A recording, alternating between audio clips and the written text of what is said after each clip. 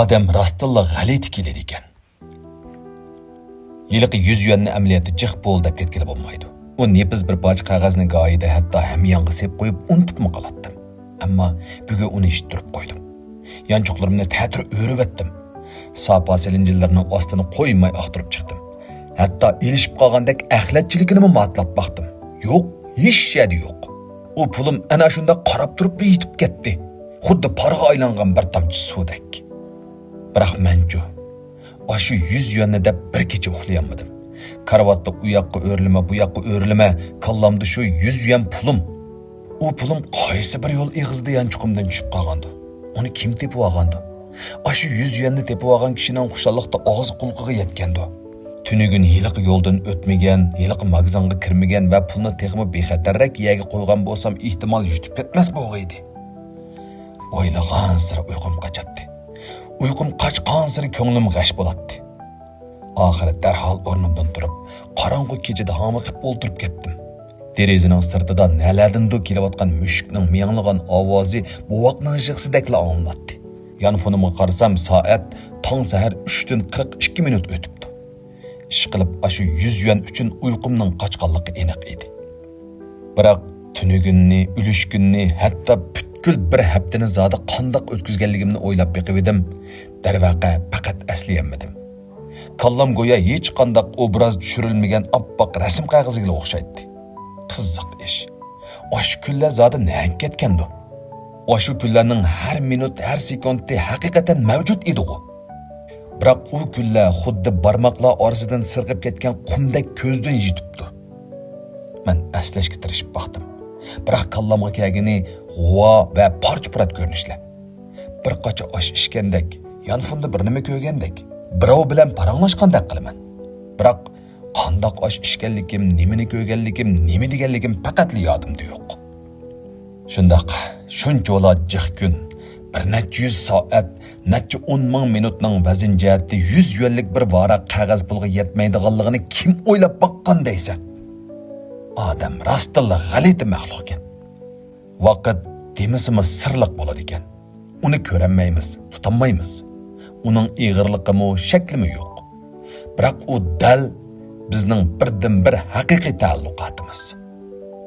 Pulimiz yetib ketsa, uni yana topqili, xizmatdan ayrilib qolsak, boshqa bir ishning peshini tutqili, muhabbatimiz bilan to'shilib ketsak, yana birasini uchratqili bo'ladi.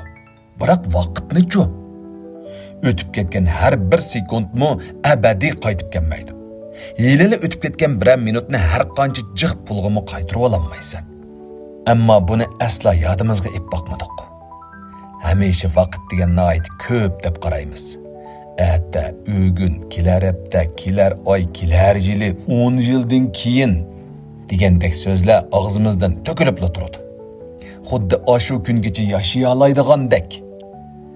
Biz vaqt degan baxtiz o'tadigan deb turib, navbatdagi har bir daqiqani baxaroman isrof qilib etamiz. Jumladan qisqa filmlarni bir ijib olsak 2 soat ko'ramiz. Mazasiz universal san'at nomerlarini kecha-kechalab ko'ramiz. Yo'qolan odamlar bilan bo'lgan undidardagi imo ishorat aloqasi uchun kechini yerimlashtiramiz. Ish qilib, vaqtni arzimas sanab, xohlagancha cho'rib tashlab yetalaymiz. Biroq 10 yildan keyinchi o'zing qirib, chashlaring oqirib, yo'lni tasdim mangadigan bo'lib qolasan. Shu chaqda pushaymon qilamsa? Albatta. Bahorning hiliq kuni tushdan keyin talog'i chiqib aylanib boqmaganingga, ota-onangning yosh vaqtdagi chiroy chehrini chiqroq ko'rib olmaganingga, hiliqi qadrdoningga sizga kuyman degan so'zni aytolmaganingga, bir kasi kammaydigan kunlarni xohlagancha isrof qilib atganingga 1001 pushaymon qilasan. O'ylab baqsam, bola chaqlarimda vaqt hamisha nihoyat tasda o'tadi. Bayram qilishga, tug'ilgan kun o'tkazishga va tezroq cho'ng bo'lishga taqozo bo'lib ketdik. U chaqlarda bir kun bir yildek to'ylab ketadi. Yozliq ta'til xuddi bir umrdek bakmi uzoq bilinib ketadi. Biroq cho'ng bo'lgandan keyinchi vaqt yildan yilga, oydan oyga, kundan kunga qisqarib ketdi. Esimizni yig'ib bo'g'icha bahor yetib keladi. Qisqa yang ko'ylaklarni kiyib bo'g'icha kuz kelib bo'ladi. Demak, vaqt go'yo tormozsiz poyezdek bag'on seri kundan kunga tezlashib ketdi. U shundoq tez poyezdki, derazaning sirtidagi manzarlarni ko'rib bo'g'icha vashshida o'tib ketadi. Nima uchun shundoq bo'ladi? Bu vaqtda uzoq o'ylanib ketdim. Buning sababi ehtimol mundaq bo'lsa kerak. Kichik chog'larimizda har bir kun yip-yangi edi. Tunji qatim ko'rgan qor, tunji qatim mingan velosiped va imtihonda olgan tunji 100 nomer. Bularning hammasi mengimizga to'liq o'rnab ketgachga vaqt uzoq bilinadi. Biroq cho'ng bo'lgandan keyin-chi, har bir kunimiz takror o'tayotgandekli tuyuladi. Masalan, o'rnimizdan turamiz, ishga boramiz, tomoq yeymiz, ishdan tushimiz, yana tomoq yeymiz, uxlaymiz. O'xshash musobaqat, o'xshash ish, o'xshash chiroylar. Shunga cho'ng mingimiz bularni xotirlashga arzimaydi deb tunib, o'zligidilla nazardan saqit qilib yetadi. Buning bilan kunlar go'yo suvari ishlab chiqarish liniyasidagi mahsulotlardek birining keyindan biri o'pma o'xshash tarzda uchiqqandek o'tib ketaveradi.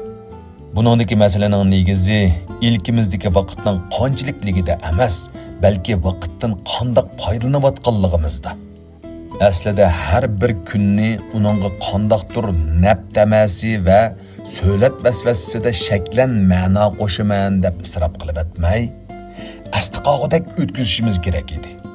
Shunga qilib boqmagan ishlarni qilib, ko'rib boqmagan manzarlarni ko'rib boqqan. Farqli kishilar bilan mungdishib, seni o'ylandiradigan kitobdan birani o'qib boqqan. Butun bir kun hanvay qilib o'ltirsangmi, faqat chiqayotgan shamolning haroratini tuyib, qushlarning navosini anglab, bulutlarning shaklini anqira olasang, demak bu kuning ham chin ham vaznlik o'tadida 10 yildan keyinmi ashu kunni aslaysan. Afsus, biz hamisha kechikib qolamiz. Jumladan ba'zi narsalarning qadrini qo'ldan ketib bo'lganda his qilamiz. Qirib bo'lgandan keyin ondan pushaymonda apla deb ketamiz. Biroq vaqtchi odamga pushaymon qilib olish fursatini bermaydi. O'tib ketdimi bo'ldi, mangu qaytib kelmaydi. Odam rostla g'alit keladi ekan.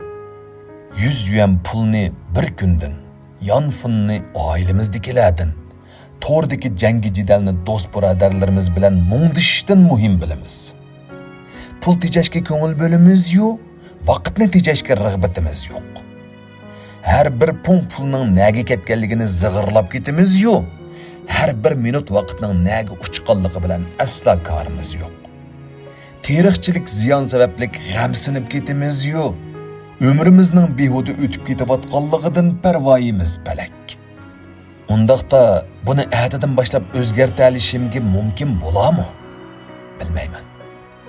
Ehtimol yana davomli yanfun serishim, lag'aylab yurishim, yetib ketgan 100 yuan uchun uyqum ketishi mumkin. Biroq hech bo'lmaganda o'zgarib beqishni ko'nglimga pukib oldim. Masalan, atdeganda eshikdan chiqqanda burunqidek yanfunga bosh egmay, beshimni ko'tarib osmonga qarab manaman. Tamoqqa o'ltirgan chog'larda burunqidek ish ovqat ustida kalla qatirib yurmay, tamoqning ta'midan haqiqiy huzurlanaman. Xat bilan paranglashgan chog'larimda zehnimni boshqa ishlarga chechib yurmay, qarshi tarafning gapiga astoydil quloq solaman. Bu gaplar quloqqa xuddi ko'ngillarni yasaydigan ko'ni gaplardekla anglanadi. Biroq ba'zida o'ylab ketaman. Shu ko'ni gaplar nihoyat muhim zakullardan bo'lganligi uchun ko'nirab eg'izlarga ram bo'lib ketgan emasmi? U ashundaq muhim zakullardan bo'lg'achqa qayt ta'kidlanyapti emasmi? U ashundaq muhim zakullardan bo'lg'achqa kurming qitimlab azvaylansimi yanada ba'zilarning qo'lidan kammayapti emasmi? Odam rostla nihoyat g'alit keladi ekan. Ömrning qisqa ekanligini bilib turug'liq, hamisha o'zimizcha nihoyat uzoq yashay olayman deb qaraydi ekanmiz. Vaqtning qimmatli ekanligini bilib turug'liq, uni hamisha arzimas ishlarga isrof qilib o'tadi ekanmiz. Har bir kunimizning qaytlanmaydiganligini bilib turug'liq, buguningni qadrligin degan gap hamisha u quliqimizdan kirib, bu quliqimizdan chiqib ketadi ekan. Durust. Qerigandan keyingi pushaymonni saqlab o'ltirishimizning hojati yo'q. Shunga ishni bugundan, hozirning o'zidan boshlag'uliq. Har kuningni umringning oxirgi kuni deb qadrligin degan gap bakla oshirib o'tgandek anglanadi. Undaq bo'lsa, kunlaringni 10 yildan keyinmi ajoyib seg'indiradigan kunim deb o'tkazgin. Qandaqla bo'lsin, hilqi 100 yuanni 10 yildan keyin cho'qim unutib ketsan. Biroq bugungi kuningdagi quyosh nuri, salkin shamol, un sado, hid puroq deganlardan navoda chin dilingda ta'sirlana olasang, demak ularni 10 yildan keyinmi aslay olaysan. Shunga ishni mushu sekundning o'zidan boshlagan. Mazkur maqola savdoyi tarjima salonidan elindi. Deklamatsiya qiluvchi Eminjon Eli Almas.